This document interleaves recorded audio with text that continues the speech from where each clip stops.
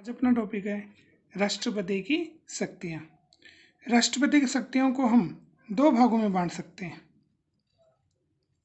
एक तो सामान्यकालीन शक्तियाँ,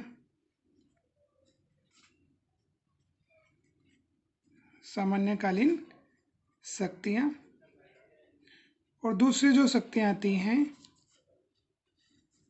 वो आपातकालीन शक्तियाँ।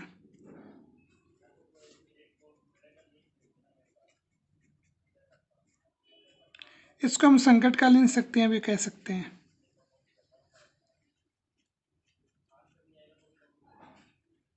संकटकालीन शक्तियाँ। तो इस प्रकार से राष्ट्रपति की शक्तियों को दो भागों में बांटा गया है, सामान्यकालीन शक्तियाँ और आपातकालीन शक्तियाँ। सबसे पहले हम पढ़ते हैं सामान्यकालीन शक्तियाँ। तो सामान्यकालीन शक्तियाँ,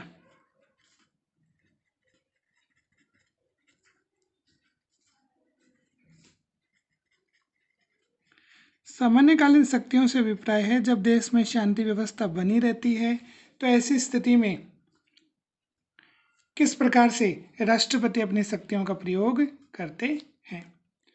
सामान्यकालीन शक्तियों को कुछ बिंदुओं के माध्यम से हम पढ़ेंगे। सबसे पहले हम ले लेते हैं कार्यपालिका शक्ति। कार्यपालिका शक्ति, कार्यपालिका शक्ति में क्या आता है? कार्यपालिका शक्ति में ये आता है कि जितने भी केंद्र के बड़े बड़े पदाधिकारी होते हैं उन सभी की नियुक्ति कौन करते हैं? राष्ट्रपति महोदय करते हैं। तो इसमें हम कुछ बिंदुओं के माध्यम से इसको पढ़ लेते हैं। तो सामान्यकालीन में पहला जो बिंदु हो गया वो हो गया कार्यपालिका शक्ति। अब कार्यपालिका शक्तियों को कुछ बिंदुओं में हम बांट लेते हैं, जिसमें पहला पॉइंट हम बना लेते हैं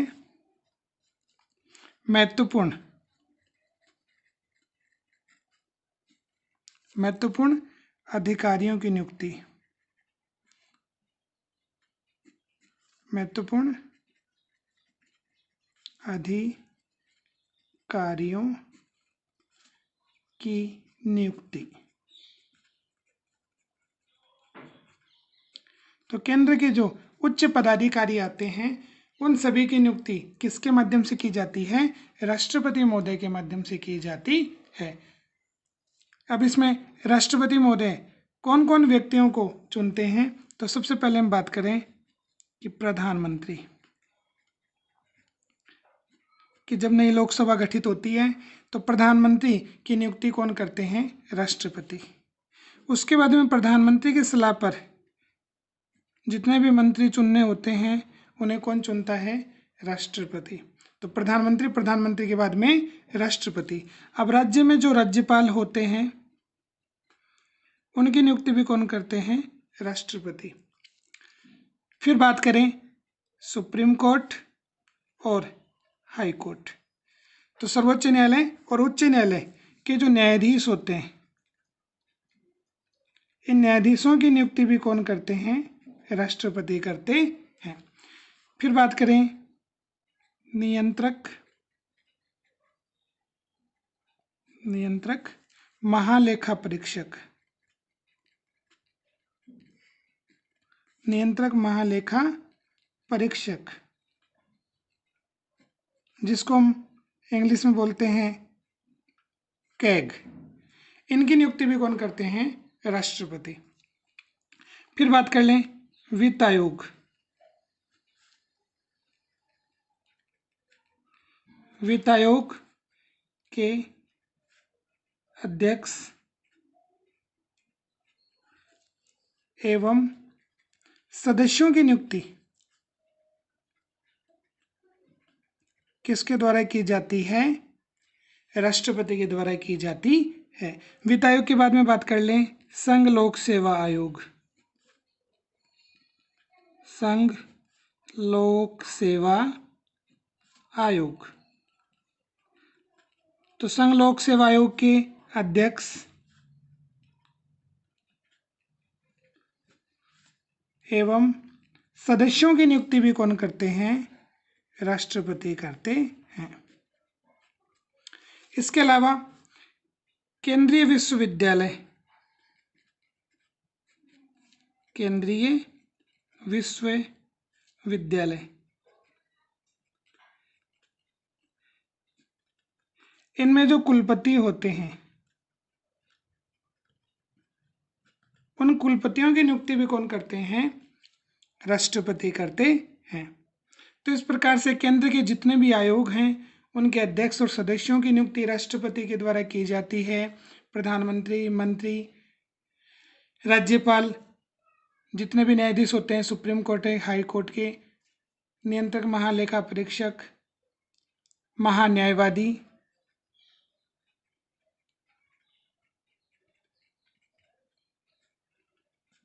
इन सभी की नियुक्ति किसके द्वारा की जाती है? राष्ट्रपति के द्वारा की जाती है।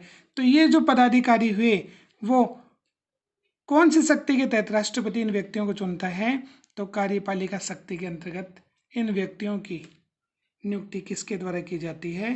राष्ट्रपति के द्वारा की जाती है। तो कार्यपालिका में एक हमने पढ़ा महत्वपूर्ण अधिकारियों की नियुक्ति। दूसरे की हम बात कर लें, वैदेशिक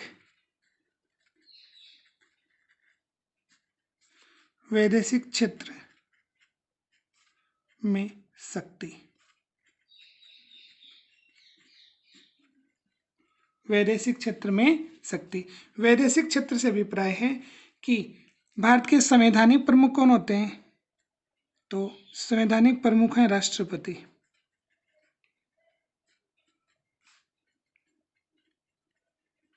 तो संवैधानिक प्रमुख राष्ट्रपति हैं और संवैधानिक प्रमुख होने के नाते विदेश में भारत का नेतृत्व किसके द्वारा किया जाता है? राष्ट्रपति के द्वारा किया जाता है। तो जो भी संधि या समझौते होते हैं उनमें राष्ट्रपति की महत्वपूर्ण भूमिका होती है। अब इसके अलावा इसमें और क्या किया जा सकता है? तो संवैधानिक प्रमुख होंगे कौन? राष्ट्रपति, और वो विदेशों से अच्छे संबंध स्थापित रखने के लिए अन्य देशों की यात्राएं करेंगे। ठीक है, साथ में हम बात करते हैं राजनयिक या राजदूत, कि एक देश दूसरे देश से अच्छे संबंध स्थापित रखने के लिए राजनयिकों या राजदूतों की क्या करता है? नियुक्ति करता है। तो राष्ट्रपति जो है वो भारत के राजदूतों को अन्य देशों में अपॉइंट करेंगे। ठीक है, दूसरे देश का कोई राजदूत भारत में आएगा तो उसके प्रमाण पत्रों की क्या करेंगे? जांच करेंगे। तो ये काम किसके माध्यम से किया जाएगा? राष्ट्रपति के माध्यम से किया जाएगा। जितनी भी संधि या समझौते होंगे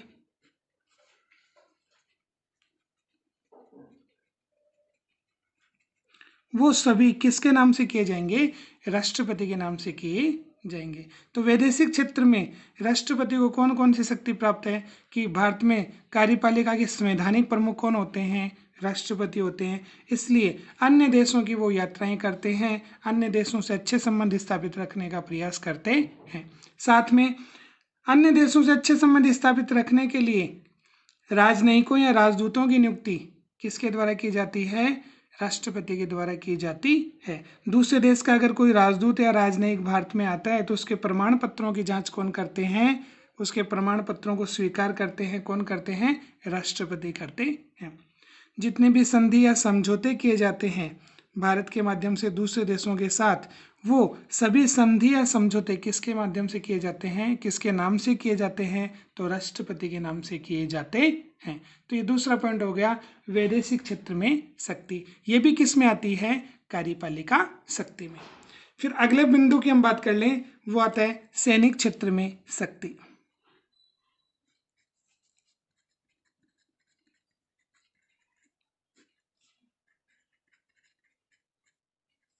सैनिक क्षेत्र में शक्ति।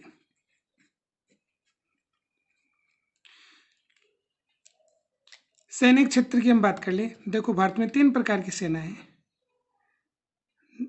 स्थल सेना जिसे हम थल सेना बोलते हैं, स्थल सेना को कौन सी सेना बोलते हैं? थल। तो स्थल सेना, एक अपने नौसेना जिसे हम जल सेना भी बोलते हैं, एक अपने कौन सी सेना है, वायु सेना। अब तीनों सेनाओं के जो सर्वोच्च जो सेनापति, तीनों सेनाओं के सर्वोच्च सेनापति कौन होते हैं, राष्ट्रपति होते हैं। तो राष्ट्रपति को सर्वोच्च सेनापति माना जाता है। इससे क्या तात्पर्य हुआ कि तीनों सेनाएं किसके अंडर में कार्य करती हैं, राष्ट्रपति के अंडर में कार्य करती हैं। तो तीनों सेनाओं के सर्वोच्च सेनापति कौन हुए, राष्ट्रपति हुए। तो सर्वोच्च कमांडर किसे कहा जाता है, राष्ट्रपति को कहा जाता है। तो नौसेना, थल सेना और वायुसेना, इनके जो भी जनरल होते हैं वो किसके अंडर में कार्य करते हैं, राष्ट्रपति के अधीन कार्य करते हैं। लेकिन वो अपनी सेनाओं का प्रयोग तब तक नहीं करेंगे जब तक संसद जो है उसे ये शक्ति प्रदान नहीं करती है। तो तीनों सेनाएं अंडर में तो किसके रहेंगी, राष्ट्रपति के रहेंगी, लेकिन इनका प्रयोग कब किया जाएगा, जब संसद क्या प्रदान करे, अनुमति प्रदान करे।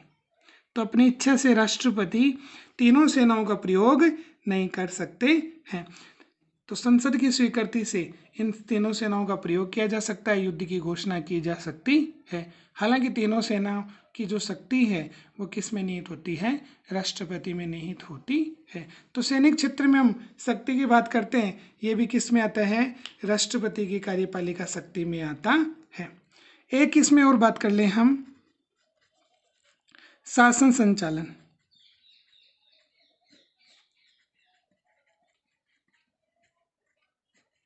शासन संचालन की शक्ति। अब देखो शासन संचालन की शक्ति में क्या आता है कि विभिन्न प्रकार के नियम बनाए जाते हैं, ठीक है। ये कब बनाए जाएंगे, जब संसद की क्या बुलाई जाएगी, बैठक। तो संसद की बैठक बुलाने पर ही विभिन्न प्रकार के कानून बनाए जा सकते हैं, नियम बनाए जा सकते हैं। तो संसद की बैठक को बुलाने की शक्ति किसे प्राप्त है, राष्ट्रपति को प्राप्त है। इसके अलावा सर्वोच्च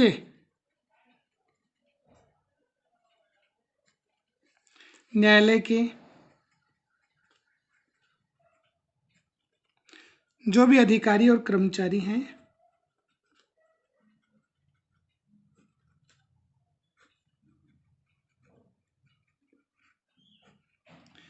इनकी नियुक्ति किसके द्वारा की जाती है, राष्ट्रपति के द्वारा की जाती है। साथ में शासन का संचालन, तो सरकार शासन को चलाती है। सरकार में कौन होते हैं, तो सरकार में मंत्री होते हैं। तो इन मंत्रियों के मध्य में किसका विभाजन किया जाता है, इनके मध्य में विभागों का विभाजन किया जाता है। और ये विभागों का विभाजन भी कौन करेगा, राष्ट्रपति करेगा। तो इस प्रकार से जो भी नियम या कानून कौन बनाती है, संसद। तो संसद की बैठक को आयोजित किसके माध्यम से की जाती है, राष्ट्रपति के माध्यम से की जाती है। साथ में सर्वोच्च न्यायालय के जो भी अधिकारी हैं, कर्मचारी हैं, उनकी नियुक्ति भी राष्ट्रपति के द्वारा की जाती है। मंत्री शासन चलाते हैं, नियमों का निर्माण करते हैं। तो इन मंत्रियों को विभाग प्रदान करने की शक्ति भी किसे दी गई है, राष्ट्रपति को दी गई है। तो इस प्रकार से हमने कार्यपालिका शक्ति को 4 भागों में बांट रखा है। एक है महत्वपूर्ण अधिकारियों की नियुक्ति, एक है वैदेशिक क्षेत्र में शक्ति, एक है सैनिक क्षेत्र में शक्ति, और चौथा है शासन संचालन की शक्ति। तो पहला अपना पॉइंट पूरा हो गया है। अगला पॉइंट हम पढ़ेंगे विधायी शक्ति। विधायी शक्ति, विधायी शक्ति की हम बात कर लें तो इसको भी हम कुछ बिंदुओं के माध्यम से पढ़ेंगे। पहला बिंदु इसमें हम ले लेते हैं विधायी क्षेत्र का प्रशासन। विधायी क्षेत्र का प्रशासन, विधायी क्षेत्र का प्रशासन। विधायी क्षेत्र के प्रशासन में क्या आता है कि अभी हम बात करें विधायी जो शक्ति है, इसमें कानून का निर्माण किया जाता है। और हमें पता है कि कानून का निर्माण तभी संभव है जब संसद की क्या हो, बैठक हो। तो विधायी क्षेत्र के प्रशासन में आएगा कि संसद की बैठक को बुलाना। तो अनुच्छेद 85 के माध्यम से संसद की बैठक को कौन बुलाता है? राष्ट्रपति बुलाता है। तो संसद की बैठक को आहूत करना मतलब बुलाना, सत्रावसान करना, ठीक है। ये शक्ति किसकी है? ये शक्ति है राष्ट्रपति की। साथ में प्रधानमंत्री की सलाह पर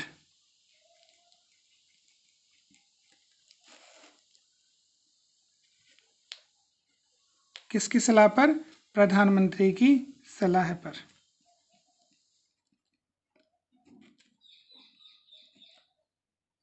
प्रधानमंत्री की सलाह पर राष्ट्रपति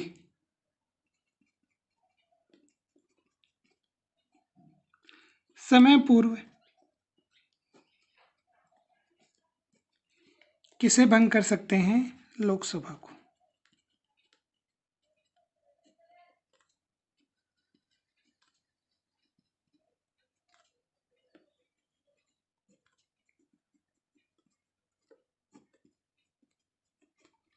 तो देखो, लोकसभा का कार्यकाल कितना माना गया है? लोकसभा कार्यकाल 5 वर्ष माना गया है। लेकिन अगर प्रधानमंत्री क्या दे? सलाह दे। किसे देगा? राष्ट्रपति को। तो राष्ट्रपति समय पूर्व लोकसभा को भंग कर सकते हैं, उसके कार्यकाल को समाप्त कर सकते हैं। अब तक ऐसा कितनी बार हुआ है? तो अब तक 9 बार। कितनी बार? अब तक 9 बार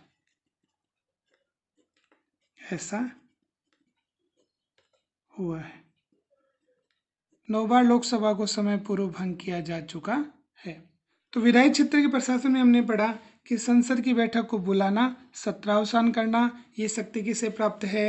ये शक्ति राष्ट्रपति को प्राप्त है। साथ में राष्ट्रपति समय पूर्व किसे भंग कर सकते हैं? लोकसभा को भंग कर सकते हैं।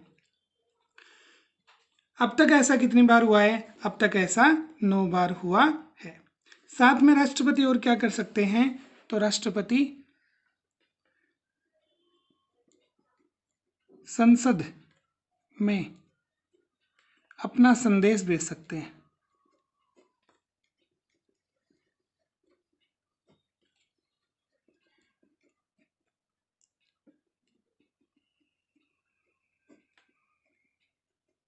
तो राष्ट्रपति संसद में संदेश भेज सकते हैं, संसद की संयुक्त बैठक में अपना भाषण दे सकते हैं। ये सभी कार्य किसके माध्यम से किया जाता है? राष्ट्रपति के माध्यम से किया जाता है। तो विधायी क्षेत्र का प्रशासन हमने पढ़ा, ये किस में आता है? विधायी शक्ति में आता है।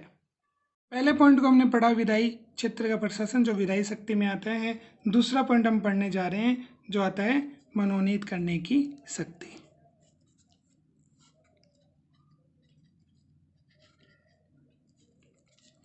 मनोनीत करने की शक्ति।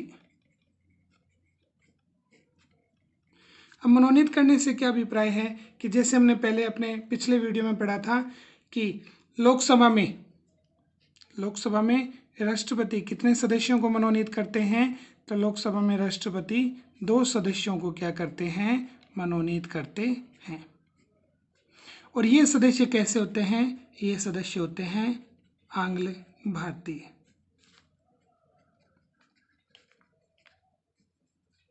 तो 2 आंग्ल भारतीय सदस्यों को कहाँ पर मनोनीत किया जाता है?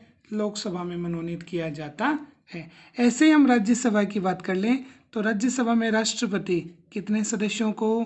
12 सदस्यों को क्या करते हैं? मनोनीत करते हैं। ये सदस्य जो होंगे वो कला, विज्ञान, साहित्य, समाज सेवा या खेल से संबंधित हो सकते हैं। कि इन क्षेत्रों में विशेष योगदान देने वाले कितने व्यक्तियों को? 12 व्यक्तियों को राष्ट्रपति कहाँ पर मनोनीत करेंगे? राज्यसभा में मनोनीत करेंगे। इस प्रकार से सदस्य को मनोनीत करने की शक्ति राष्ट्रपति को प्राप्त है और ये कौन सी शक्ति मानी गई है? विधायी शक्ति मानी गई है। दूसरे पॉइंट को पढ़ने के बाद में हम तीसरा पॉइंट लेते हैं, निषेधाधिकार का प्रयोग या वीटो शक्ति का प्रयोग। निषेधाधिकार,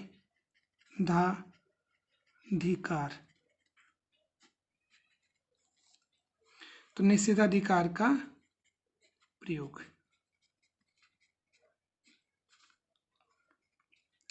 अब निषेधाधिकार के प्रयोग में क्या आता है कि राष्ट्रपति, देखो कानून बनने का सिस्टम है लोकसभा और राज्यसभा, तो संसद के दोनों सदन जब किसी विधेयक को क्या कर दें? स्वीकृति प्रदान कर दें, तो वो विधेयक किसकी अनुमति के लिए आता है?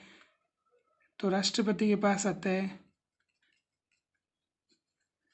राष्ट्रपति की अनुमति के लिए आता है। और राष्ट्रपति जब विधेयक पर अपनी अनुमति प्रदान कर देते हैं, उस पर अपने हस्ताक्षर कर देते हैं, डेट लिख देते हैं, तो विधेयक क्या बन जाता है? कानून बन जाता है। तो इस प्रकार से हमने देखा कि संसद में लोकसभा, राज्यसभा, राष्ट्रपति मिलकर के क्या बनाते हैं? कानून बनाते हैं।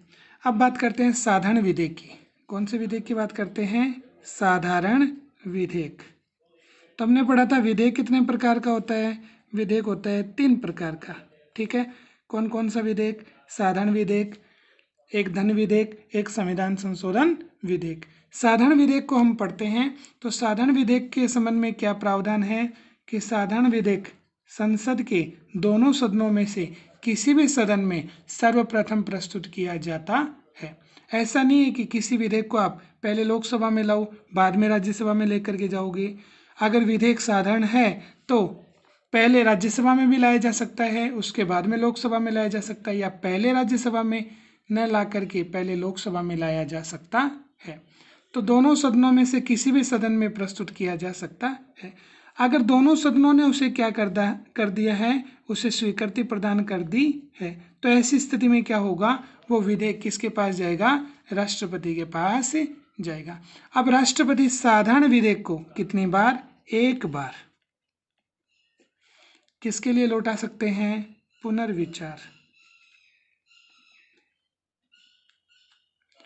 कि राष्ट्रपति विधेयक कैसा होना चाहिए? साधारण विधेयक। तो साधारण विधेयक को एक बार पुनर्विचार के लिए लौटा सकते हैं। अगर राष्ट्रपति महोदय को लगता है कि जल्दबाजी में विधेयक पर कार्य हुआ है, विधेयक पर लंबी बहस नहीं हुई है, और ऐसी स्थिति में राष्ट्रपति को लगता है कि इस पर वापस से पुनर्विचार संसद को करना चाहिए, तो राष्ट्रपति एक बार विधेयक को संसद को लौटा सकते हैं। लेकिन प्रावधान ये है कि अगर एक बार पुनर्विचार के लिए विधेयक संसद को लौटाया गया है, फिर संसद चाहे तो उस विधेयक में क्या कर सकती है? संशोधन कर सकती है, ठीक है। संसद चाहे तो बिना संशोधन के,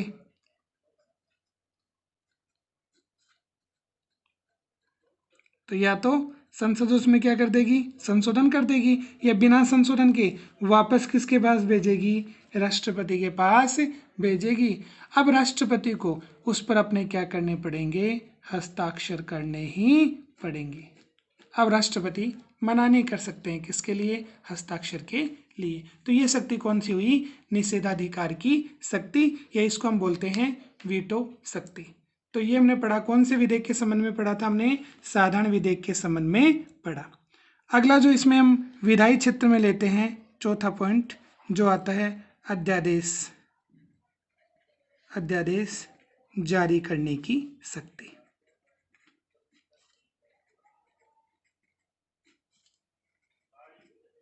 अध्यादेश जारी करने की शक्ति। सबसे पहले हम देखते हैं कि अध्यादेश क्या होता है। अध्यादेश की हम बात करें तो देखो, कानून का सिस्टम ये हुआ कि संसद की जब बैठक होती है, किसकी बैठक होती है? संसद की बैठक होती है, तभी संसद में हम यहाँ पर लोकसभा और राज्यसभा दोनों की हम बात करेंगे। तो जब लोकसभा राज्यसभा दोनों की बैठक होगी, तभी क्या बनेगा? विधेयक कानून में परिवर्तित करने का मुख्य प्रयास किया जाएगा। तो संसद बनाती है कानून।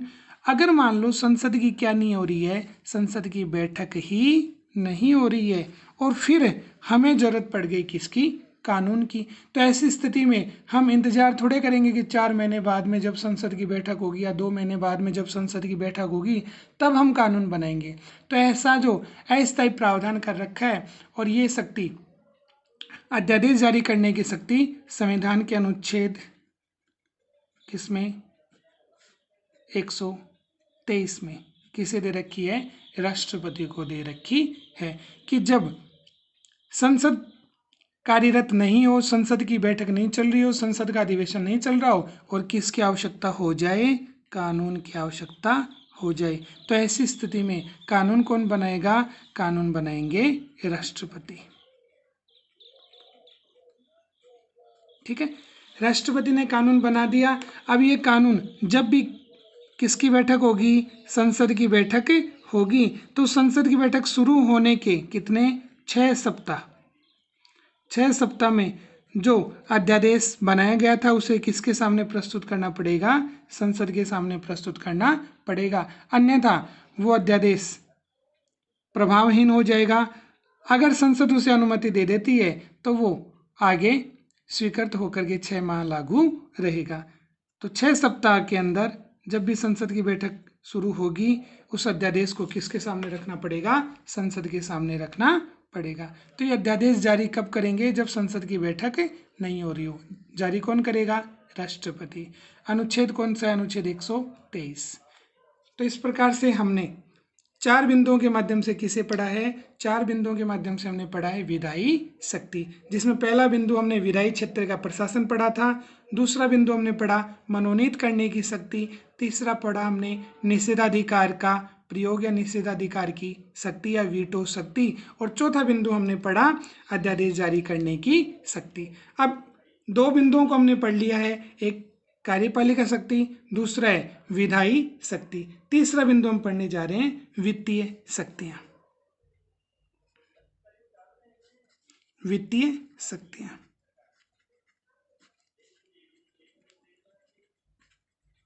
वित्तीय शक्तियों की हम बात करें तो देखो, वित्त का मतलब है धन से या पैसे से। तो प्रतिवर्ष क्या होता है, प्रतिवर्ष वित्त मंत्री क्या करते हैं, संसद के सामने बजट प्रस्तुत करते हैं। तो प्रतिवर्ष वित्त मंत्री के माध्यम से संसद के सामने क्या प्रस्तुत किया जाता है, बजट प्रस्तुत किया जाता है। ये बजट क्या होता है कि आय व्यय का, आय और व्यय का वार्षिक अनुमान होता है कि एक साल में, हाँ, तो आय व्यय का वार्षिक अनुमान कि एक साल में सरकार को कितनी तो आय प्राप्त होगी जो टैक्स के माध्यम से आएगी, और सरकार सार्वजनिक योजनाओं पर कितना पैसा खर्च करेगी। तो ये बजट वाला जो सिस्टम है वो प्रतिवर्ष वित्त मंत्री के माध्यम से किसके सामने प्रस्तुत किया जाता है, संसद के सामने प्रस्तुत किया जाता है। अब राष्ट्रपति की शक्ति में अगर हम वित्तीय शक्तियां पढ़ेंगे तो राष्ट्रपति को कौन कहेगा, तो राष्ट्रपति कहेंगे किसको, वित्त मंत्री को। तो राष्ट्रपति के माध्यम से किसे कहा जाएगा, वित्त मंत्री को कहा जाएगा कि आप संसद के सामने क्या प्रस्तुत करें, बजट प्रस्तुत करें। और ये बजट जब तक क्या नहीं हो जाएगा, संसद से पास नहीं हो जाएगा, तब तक आय और व्यय से संबंधित किसी प्रकार के कोई कार्य नहीं किए जाएंगे। इसके साथ ही वित्तीय शक्ति, वित्त का मतलब धन से संबंधित है, तो धन विधेयक जब भी प्रस्तुत किया जाएगा किसमें, लोकसभा में, तो सर्वप्रथम हमें पता है कि धन विधेयक कहाँ पर आता है, लोकसभा में आता है। तो लोकसभा में प्रस्तुत करने से पूर्व अनुमति किसकी लेनी पड़ेगी, राष्ट्रपति की अनुमति लेनी पड़ेगी। तो इस प्रकार से हमने वित्तीय शक्ति पढ़ी, और लास्ट अपना बिंदु है न्यायिक शक्ति। न्यायिक शक्ति की हम बात करते हैं, आखिर न्यायपालिका से संबंधित राष्ट्रपति कौन कौन से कार्य करते हैं, तो वो हो जाएगी राष्ट्रपति की कैसी शक्ति, न्यायिक शक्ति। तो राष्ट्रपति की हम बात करें, देखो एक तो आता है इसमें सुप्रीम कोर्ट और साथ में हाई कोर्ट। तो सर्वोच्च न्यायालय और उच्च न्यायालय के जितने भी क्या होते हैं, न्यायाधीश होते हैं। तो सर्वोच्च न्यायालय और उच्च न्यायालय के जितने भी न्यायाधीश होते हैं उन सभी न्यायाधीशों की क्या करना, नियुक्ति करना। और ये नियुक्ति किसके माध्यम से की जाती है, राष्ट्रपति के माध्यम से की जाती है। तो शक्ति कैसी हो गई, न्यायिक शक्ति। दूसरा आता है क्षमादान की शक्ति। क्षमादान की शक्ति। क्षमादान से अभिप्राय है कि राष्ट्रपति क्या कर सकते हैं, अगर किसी व्यक्ति को मृत्युदंड मिला है तो उसे पूरी तरह से माफ़ी दे सकते हैं, उसे मुक्त कर सकते हैं, क्षमा प्रदान कर सकते हैं। किसी व्यक्ति को सजा मिली, उसकी सजा को कम कर सकते हैं, उसको यथावत रख सकते हैं। तो क्षमा कर सकते हैं, सजा को क्या कर सकते हैं, स्थगित कर सकते हैं। स्थगित करने के साथ साथ में सजा को क्या कर सकते हैं, लघुकरण या उसको कम कर सकते हैं। सजा को